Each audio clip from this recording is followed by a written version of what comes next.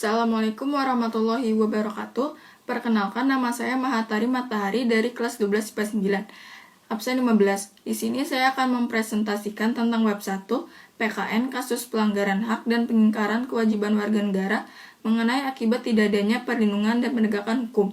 Akibat yang ditimbulkan dari masalah penyelenggaraan hukum. Yang pertama, ada pemanfaatan inkonsistensi penegakan hukum untuk kepentingan pribadi.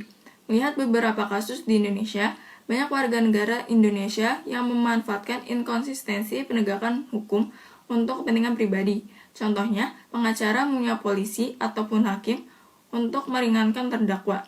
Sedangkan polisi dan hakim yang seharusnya bisa menjadi pencegah bagi kedua belah pihak yang sedang terlibat dalam kasus hukum bisa jadi lebih condong pada banyaknya misteri yang diberikan oleh salah satu pihak yang sedang terlibat dalam kasus hukum tersebut.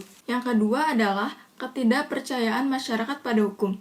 Masyarakat berpendapat bahwa hukum banyak merugikan mereka, terlebih lagi soal materi, sehingga mereka berusaha untuk menghindarinya, karena mereka percaya bahwa uanglah yang berbicara dan dapat meringankan hukuman mereka. Fakta-fakta yang ada diputarbalikkan dengan materi yang siap diberikan untuk penegak hukum. Kasus-kasus korupsi di Indonesia tidak terselesaikan secara tuntas karena para petinggi negara yang terlibat di dalamnya mempermainkan hukum dengan menyuap sana-sini agar kasus ini tidak terungkap.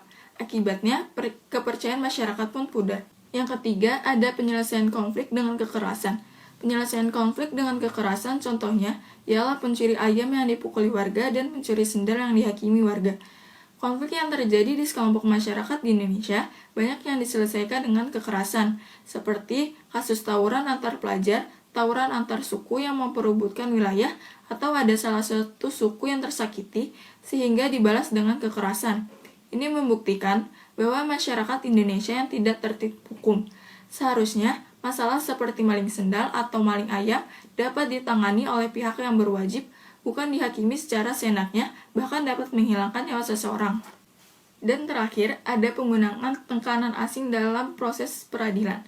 Dalam hal ini, kita dapat mengambil contoh pengerusakan lingkungan yang diakibatkan oleh suatu perusahaan asing untuk membuka usahanya di Indonesia.